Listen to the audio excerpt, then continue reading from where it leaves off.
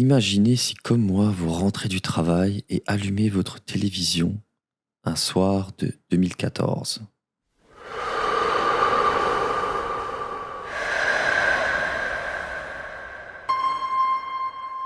Et à la place des journaux télévisés, matchs de foot ou publicités en rafale, vous tombez sur un désert marocain au lever du soleil. Pas de musique, pas de commentaires, ni même de montage. Un seul plan fixe et juste le bruit ambiant de la scène. Plusieurs minutes sans bouger vous transportent alors dans le paysage en question, vous mettant alors dans un état de détente profond. C'est ça, Purescreen HD. Une chaîne de télévision qui avait décidé que le plus beau programme c'était de ne rien programmer du tout, mais de vous transporter à travers les différents tableaux que propose la chaîne dans le but de vous relaxer face au brouhaha des autres programmes. Et revenons un peu en arrière pour mieux comprendre l'histoire. Nous sommes en 2007, le monde de la télévision est en pleine révolution.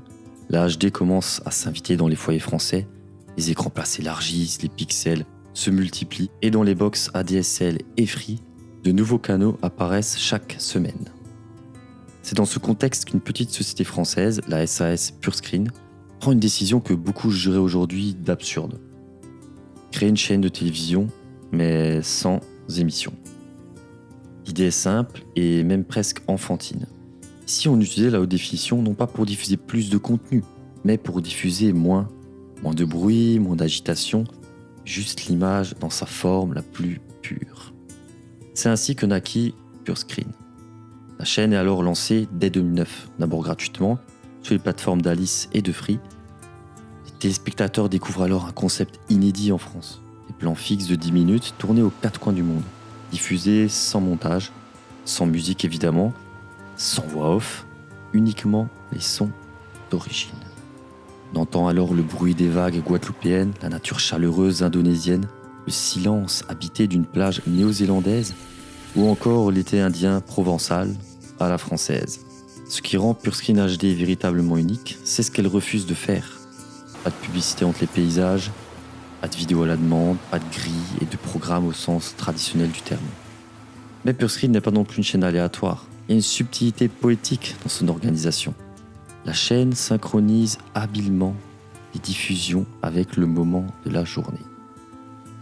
Le matin, ce sont les levées de soleil qui s'allument sur votre écran, et le soir, ce sont les crépuscules qui sont mis à l'honneur. Comme si la chaîne respirait avec vous. C'est avec cette idée simple et évidente, une fois qu'on l'entend, qui transforme l'écran HD en quelque chose d'entièrement nouveau. Pas de fenêtre sur les informations, ni sur les fictions. Une vraie fenêtre sur le monde extérieur. Les abonnés le comprennent rapidement. Purescreen ne se regarde pas vraiment. Elle se vit en arrière-plan. Elle accompagne un repas, une conversation, un moment de lecture. Elle devient le compagnon privilégié des noctambules et transforme le salon en espace de contemplation. Et ça, en 2009, c'était absolument révolutionnaire. Car à cette année-là, la durée d'une vidéo YouTube, pour ne citer que lui, n'excédait pas 10 minutes.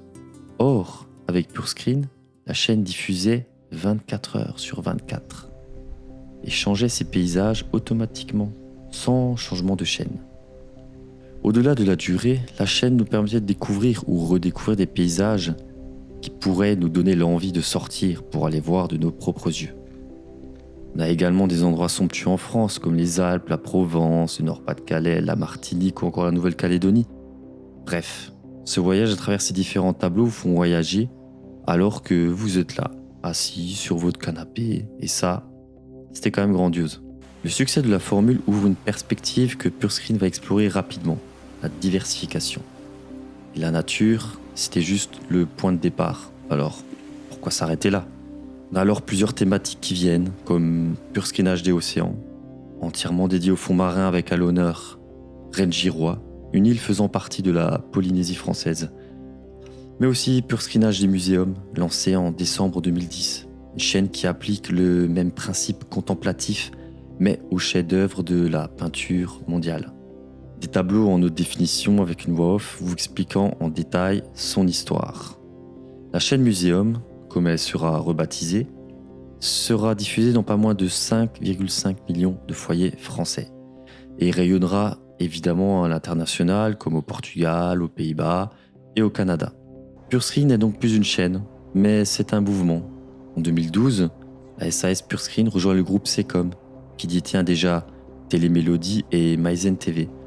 L'aventure Purescreen en tant que telle commence à se fondre dans quelque chose de plus grand. Purescreen n'a pas inventé le vide télévisuel, elle a simplement habité avec une élégance que peu avaient osé auparavant et qui est maintenant devenue un standard. En réalité, l'idée remonte aux années 60, quand une chaîne américaine diffusait en boucle un feu de cheminée pendant les fêtes de Noël, un écran de chaleur pour ceux qui n'avaient pas de foyer. En 2009, c'était la chaîne norvégienne NRK qui bouleverse le monde avec 7 heures de trajet de train filmé en temps réel. La Slow TV était officiellement née. Purescreen, elle, va encore plus loin. Pas de mouvement de caméra, pas de trajet, juste l'instant suspendu dans ces paysages relaxants. Et ce que Purescreen avait compris avant tout le monde, c'est que dans ce monde de surinformation, la rareté n'est plus la richesse, c'est le silence. Et que l'hyperréalisme d'une image naturelle, sans filtre, sans montage, sans narration, peut toucher quelque chose de fondamental chez l'être humain. Contemplation et son lien indétachable avec la nature. Aujourd'hui, Purescreen HD ne diffuse plus sous ce nom. La chaîne Museum TV a pris le relais sur l'art. D'autres héritiers ont alors émergé, comme eMurf, lancé en 2022, qui porte le même ADN de contemplation et d'immersion. C'est, à mon avis, le digne successeur de Purescreen, qui propose également des plans aériens et mobiles afin de voyager à travers des paysages sublimes. Grandes plateformes ont aussi compris la leçon. Netflix propose depuis plusieurs années des feux de cheminée en 4K pour les fêtes. YouTube diffuse des heures et des heures de contenu du même type. Les écrans de veille de nos ordinateurs reprennent exactement ce que Purescreen pratiquait en 2009. Mais il y a quelque chose que ces héritiers n'ont pas tout à fait réussi à capturer. Cette époque. Ce moment précis où brancher son décodeur Free, tomber sur un coucher de soleil calédonien. C'était une surprise, même une rupture. Un contretemps dans le flux télé habituel. Purescreen HD, c'était la chaîne qui vous donnait la permission de ne rien faire, d'exister là, devant votre écran, sans que personne ne vous raconte quoi que ce soit. Dans un monde où l'attention est devenue la ressource la plus précieuse, Purescreen avait compris que le silence vaut parfois plus que des mots. Alors oui, tout n'est pas rose, certains détracteurs de ce type de contenu de cette époque n'étaient pas enchantés, car effectivement c'était très mauvais pour ceux ayant les téléplasmas, car les images fixes avaient tendance à accélérer leur détérioration. D'autres encore ne voyant pas l'intérêt d'être plantés à regarder la même image pendant 10 minutes et en voyaient une aberration écologique. Évidemment, rien ne vaudrait le fait de se déplacer soi-même, de prendre des vacances, d'aller voir les paysages magnifiques, tout en profitant de la brise du vent nous caressant le visage. Sans compter qu'en France, nous avons vraiment de quoi nous émerveiller tant la diversité est grande au sein de nos contrées. Alors oui, privilégiez autant que possible l'espace extérieur et rappelez-vous que lorsque vous n'avez pas la possibilité, ou bien que lorsque la prochaine fois vous regardez un paysage en photo et que vous souhaitez pouvoir y être, souvenez-vous qu'il y avait cette chaîne de télévision qui avait trouvé comment y parvenir et qui nécessitait ni ticket d'avion, ni guide touristique. Juste un écran avec le monde entier qui s'y dépose.